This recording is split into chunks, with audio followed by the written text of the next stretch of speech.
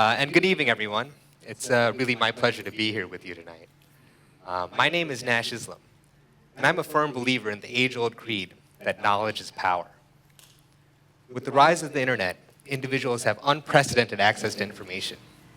And if you're one of those lucky individuals who has access to the internet, you're more empowered than ever before to learn almost anything you want. You're more empowered than ever before to do almost anything you want. And when so many people can do anything they want, that can change everything. I want to start off today's talk with a quick story about William Kamkwamba. Next slide, please. With a quick story of William Kamkwamba's windmill. This is a story of a young man who is now a TED Fellow. A young do-it-yourselfer who did so much with extremely limited access to information. The story starts in 2002, during a time of extreme famine in Malawi. Young William was forced to drop out of school because his father could no longer afford to pay his school fees and could barely afford to feed their family. William had grown up a tinkerer. He loved to take apart radios, scrap radios, and electrical appliances. And when he dropped out of school, he began spending a lot of time in a junkyard and a nearby library. It was in this library that he came across a book on physics. That book on physics introduced him concepts such as electromagnetic induction. He realized that this concept also lived within the same radios that he loved to take apart. Later on in the library, he also came across a book called Using Energy. And that book had pictures of windmills on its cover. But William didn't know what windmills were. He had never seen one. After reading the book, he understood that windmills generated electricity, and he was inspired to build his own so he could have a light bulb in his house for the first time. William applied that knowledge. He worked hard. He collected scraps. He collected scrap metal. He collected scrap wires, and he got to work on building a windmill. He had no instructions, and he had no guidance. He applied the concepts of electromagnetic induction and taught himself circuitry. Next slide, please. Here's a picture of William's first circuit breaker. His town, his family, thought he was a madman, thought he was practicing black magic. They just didn't understand what he was doing. But he kept moving on. He worked hard. He worked hard and he focused until he finally had a windmill one day. He built his windmill, and it generated just enough power to light one light bulb in his house. He did this with almost no access to information, but he made it work. And this windmill was just the beginning of his journey. Reporters learned of William's amazing feat, and soon he was invited to the TED Global Conference in Arusha, Tanzania. This was the beginning of many firsts for William. It is the first time he left his town, the first time that he slept on a mattress. When he got to the TED conference in 2007, it is his first contact with a modern technological society. A friend realized that William had never seen a computer before and decided to show him the internet. He showed William Google and said, "Input any word you want into this search." Naturally, William input windmill, and out came 1 million results. William's only reaction at the time was, "Where was this Google all the time that I needed it?"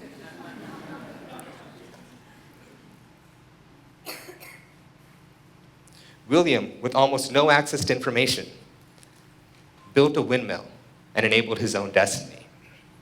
So what happens to the William Kamkwambas of the world when they have access to the world's information? That's what today's talk is about. In the internet era, information is virtually free and it is abundant. This is the opposite of the old rules of the economics of scarcity. Information is not a limited resource anymore. In fact, we have so much information that we need tools like Google, Wikipedia, and YouTube to help us navigate it all. We use sites like Twitter and Facebook to help us pay it forward, because when information is free, it's meant to be shared.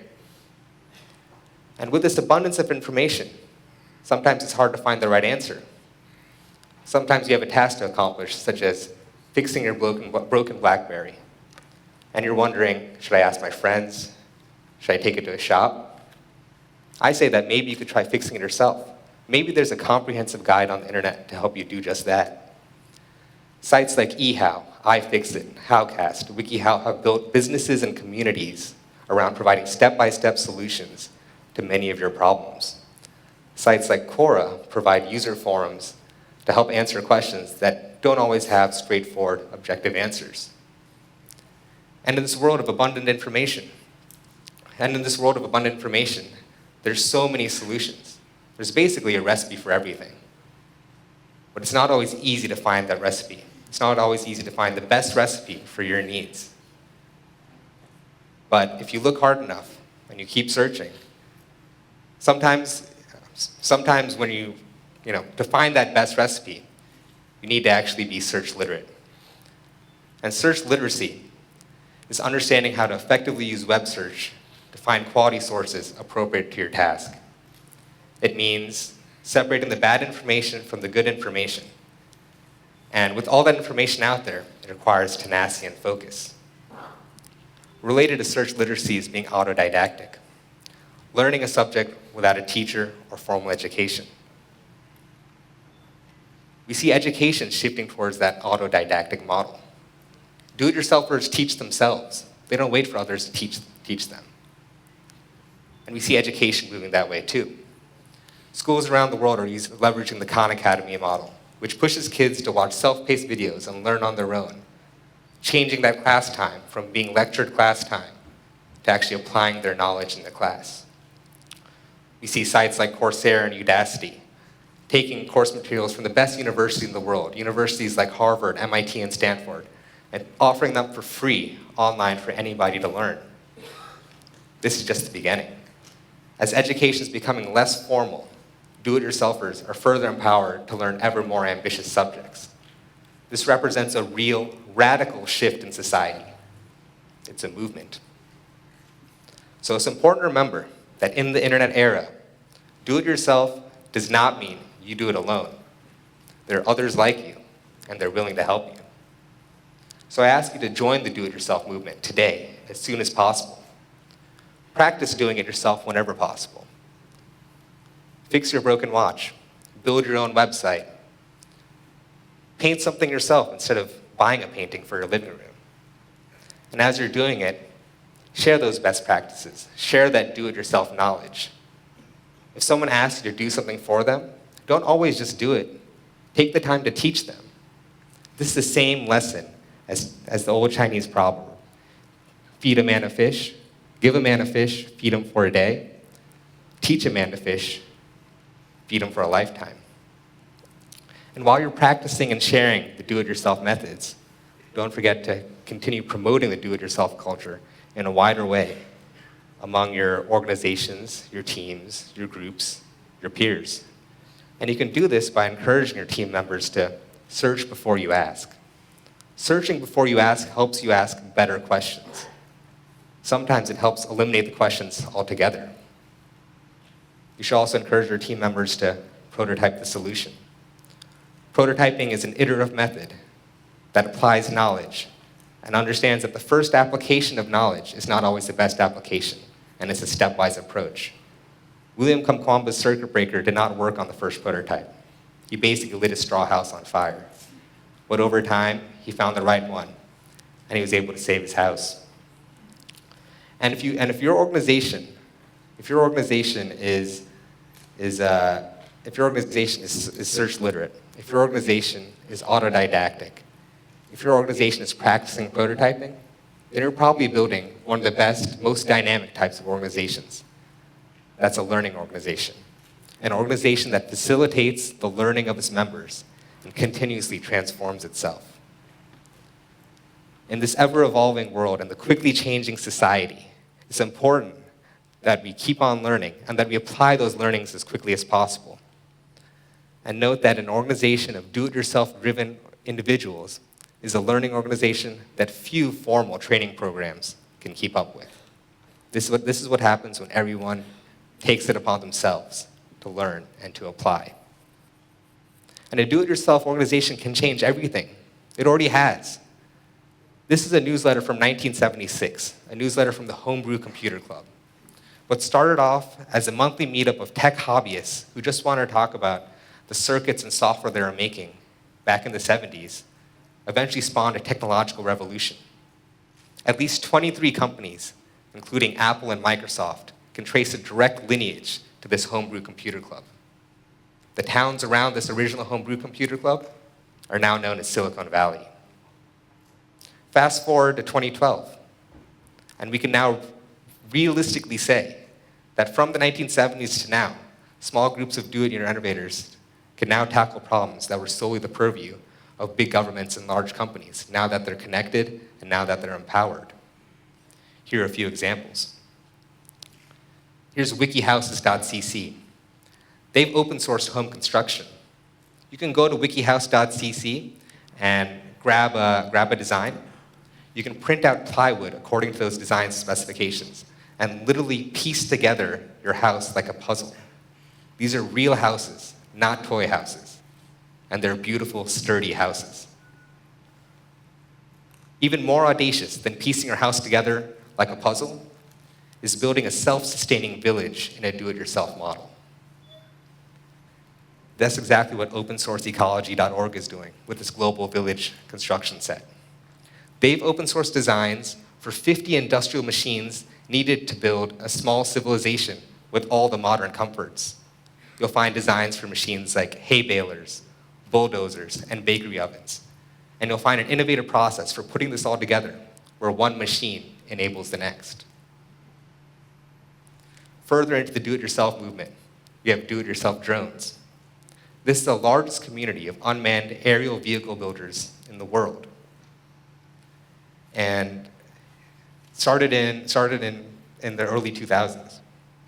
And this community took on the challenge of building a cheaper version of the Raven drone. The Raven drone, which retailed for $35,000 to the US military.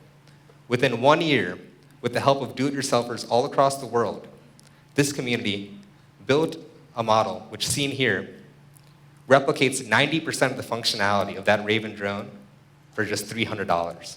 Literally 1% of the cost. And there's so much more. There's so many fun things in the do-it-yourself drone community and the do-it-yourself world. This is just the tip of the iceberg. This is just the beginning. You know, when you think about other machines like 3D printers that enable you to do it yourself at home, 3D printers are printers that you can bring into your house, just like an inkjet printer. But instead of printing pieces of paper, they print out objects. So you bring the printer to your home, you send it a three-dimensional design, just like you would send a Word document to your inkjet printer, and it can print out things like toy trains, forks and knives, or even jewelry. These 3D printers are retailing for as cheap as $500 now. And they can print the parts to actually build much bigger machines. So these are the movements. And I want to bring the do-it-yourself movement concept back to you, because it starts with you. You are the epicenter, and you are the beginning of the do-it-yourself movement. So here's a personal method for doing it yourself. Number 1, start small. Pick a specific project with limited scope first. This could be as simple as composting your organic waste, or testing the purity of the water in your house with a basic chemistry process.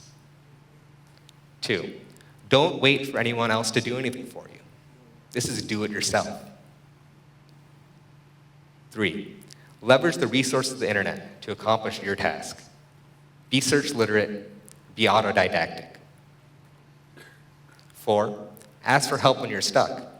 Look for those like-minded people, find those communities to support you, and they'll help you find your answers. 5, repeat steps 2 to 4 until you're done. And once you're done, make sure to share that knowledge. Make sure to pay it forward. The do-it-yourself movement starts with you. And so on the eve of this TEDxDhaka, whose theme is Be the Change, I ask you to consider this quote from the ancient Greek philosopher Socrates.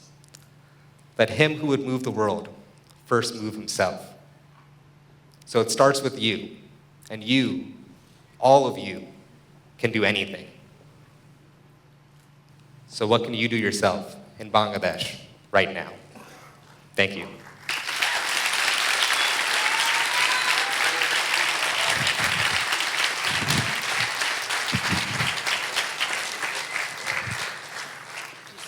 Thank you so much.